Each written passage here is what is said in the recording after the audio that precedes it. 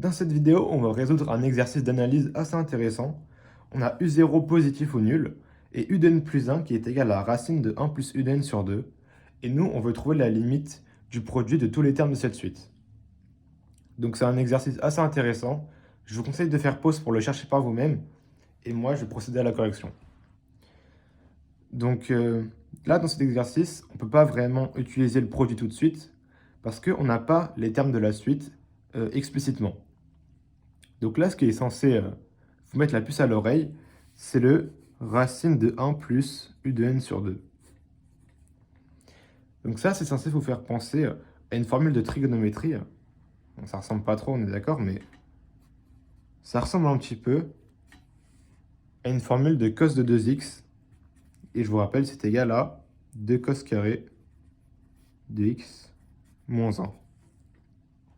Et donc, quand on va réarranger le tout, on va avoir cos de 2x, donc plus 1 sur 2, qui est égal à cos carré de x. Et du coup, après, on peut passer à la racine, si le cos est positif. Et donc, on retrouve quelque chose qui semble être similaire à notre suite.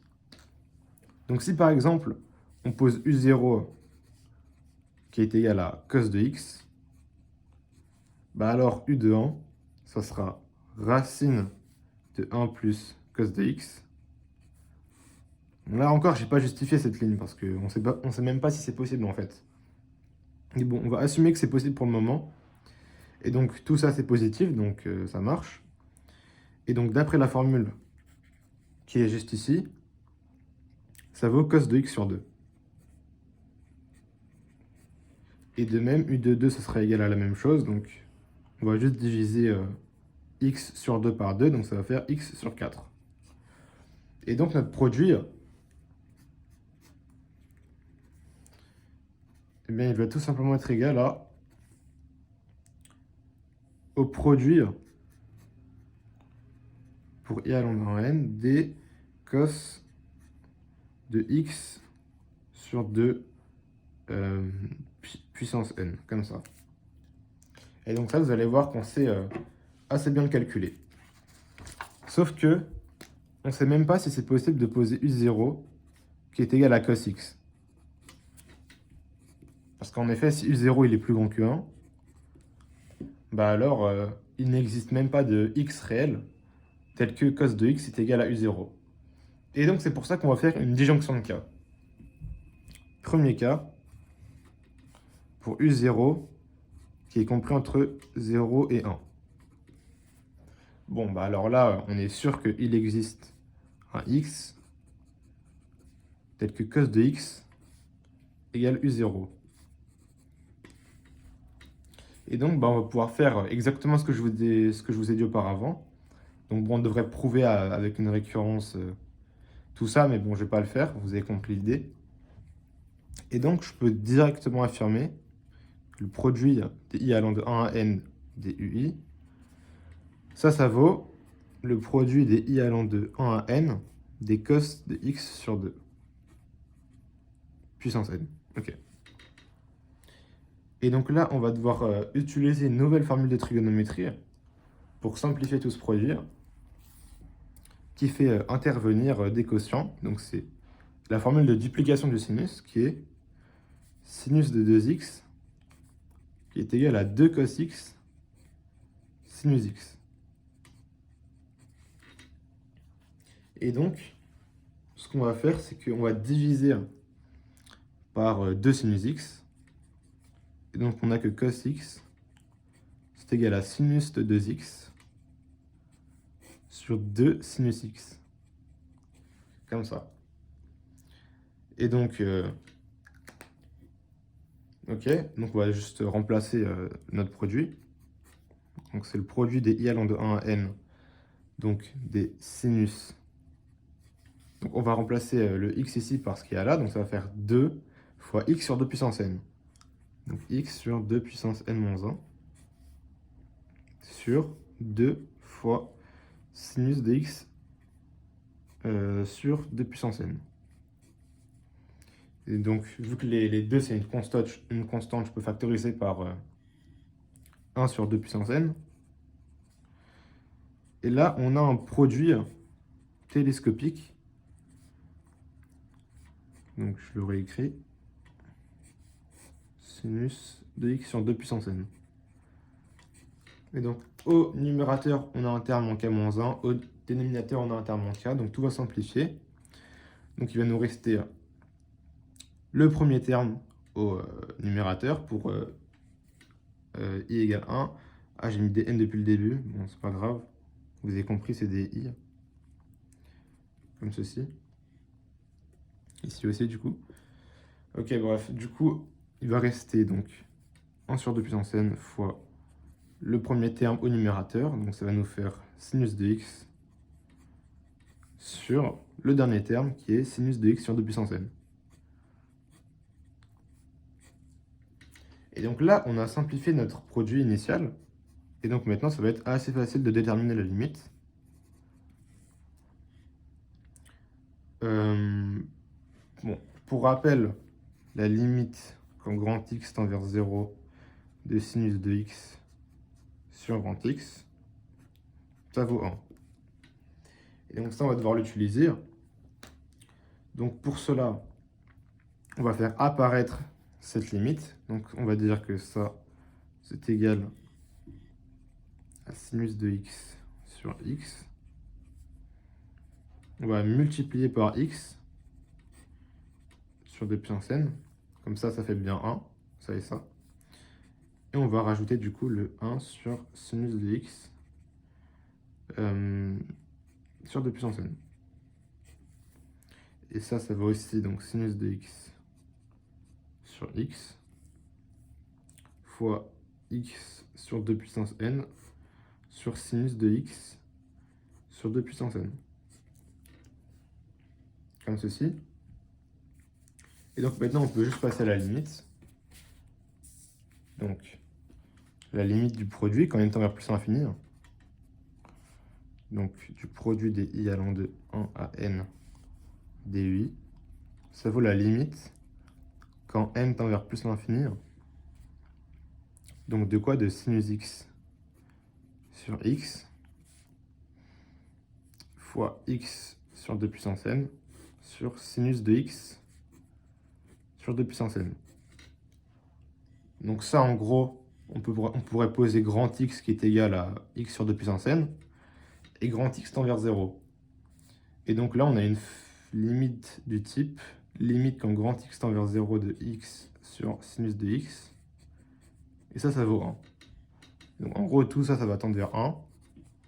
Donc il ne restera que sinus de x sur x qui ne dépend pas de n. Donc ça, c'est bien réel. Et donc, là, on a bien trouvé la limite dans un certain cas quand U0 est compris entre 0 et 1. Bon, en réalité, il y aura quelques disjonctions qu'il y a à faire si x vaut 0, mais si x vaut 0, alors u de 0 égale 1, et donc la suite est constante. Mais bon, ce cas, je vous laisse le faire dans votre coin. Maintenant, je vais passer à l'autre cas, quand u0 est plus grand que 1 strict. Bon, là, il n'y a pas de x tel que u0 égale cos x. Ça n'existe pas, ça, du coup. Du coup, on va devoir utiliser le même principe, mais avec une autre fonction, qui est le cosinus hyperbolique. Donc si je trace son graphe, ça va nous donner un truc du genre. Ici, on a un truc genre comme ça. Ça ressemble un peu à la courbe de x carré, mais c'est beaucoup plus rapide, la croissance. Donc ça vaut exponentielle de x plus exponentielle de moins x sur 2. Et là, ce qui est bien, c'est que la formule de duplication, elle est semblable à celle de la duplication du cos. Donc, je vais la calculer. CH de 2x, c'est égal à 2ch carré moins 1. Et donc, pour vérifier cela, on peut juste simplifier 2ch carré de x moins 1. Donc ça vaut 2 fois exponentielle de x plus exponentielle de moins x sur 4 au carré moins 1. Et ça vaut exponentielle de 2x. Donc plus le produit de exponentielle de x et exponentielle de moins x, ça fait 1. Donc plus 1 plus exponentielle de moins 2x sur 2 moins 1. Et donc ensuite, est-ce qu'il y a un 2 que j'ai oublié? Ah, il y a un 2, oui, c'est un 2 en fait, parce qu'il y a le double produit, donc c'est bien un 2. Et donc il va me rester exponentielle de 2x plus exponentiellement 2x sur 2.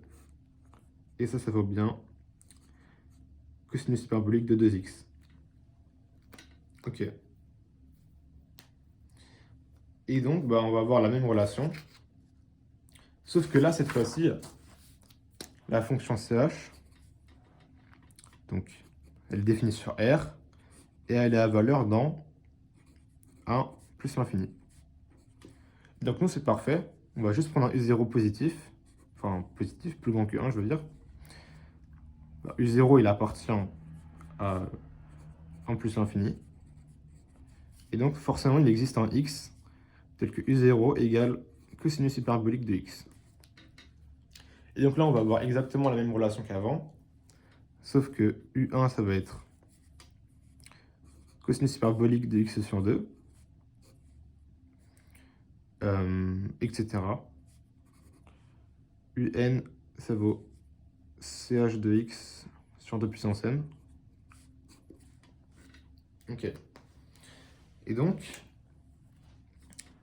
bien, ce qu'on peut faire, ça va être de, encore une fois, étudier le produit. Donc, le produit des 1 n des ch de x sur 2 puissance i.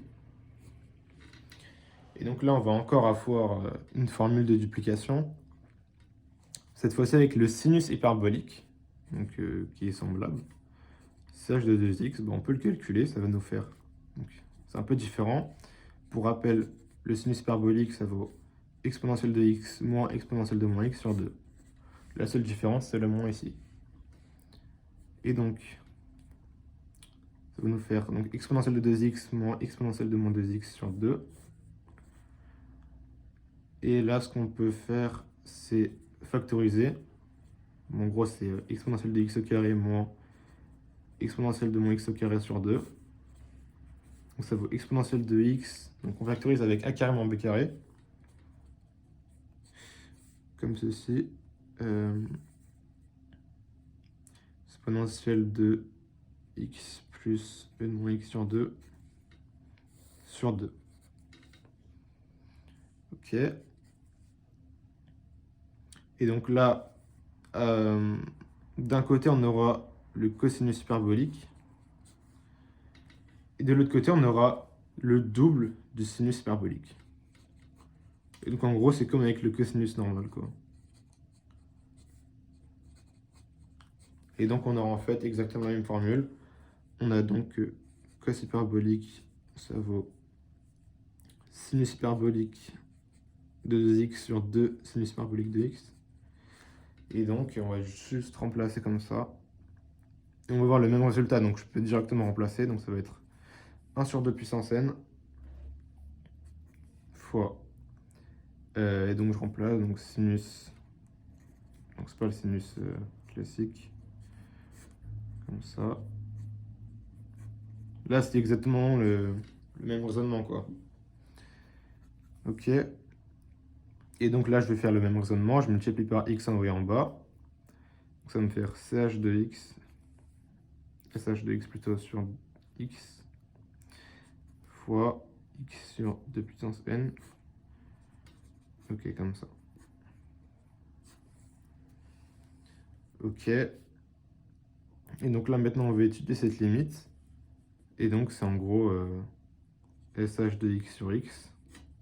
Ça vaut donc exponentielle de x plus, enfin moins plutôt, exponentielle de moins x sur 2, donc sur 2x. Donc ça, c'est une constante. Mais nous, on veut étudier quand le grand x, là, tend vers 0. Parce qu'ici, notre grand x, ça va être ça. et ça tend vers 0. Donc, quand ça tend vers 0, on a une forme indéterminée. Et donc, ce qu'on pourrait faire pour la lever, ça serait... on pourrait multiplier en haut et en bas par exponentielle de x moins 1 sur 2x fois 1 sur exponentielle de x. Ok. Ça, c'est le taux d'accroissement de la fonction exponentielle en 0. Donc en gros, c'est x' de 0 quand x tend vers 0. Donc ça vaut 1. Et ça, quand x tend vers 0, bah, ça vaut 1 aussi. Et donc en gros, on va retrouver la même chose. Quand n va tendre vers plus l'infini, bah alors tout ça, ça va tendre vers 1. Et vu que ça dépend pas de n, bah alors on a que le limite du produit est égal de 1 à n dvi. C'est égal à sh de x sur x, qui est bien un réel. Comme ceci. Donc là, on a montré que peu importe le cas, peu importe dans quel intervalle u0 appartient, eh bien la limite du produit quand n tend vers l'infini, c'est bien un nombre réel, donc ça converge. Et là, on a résolu l'exercice.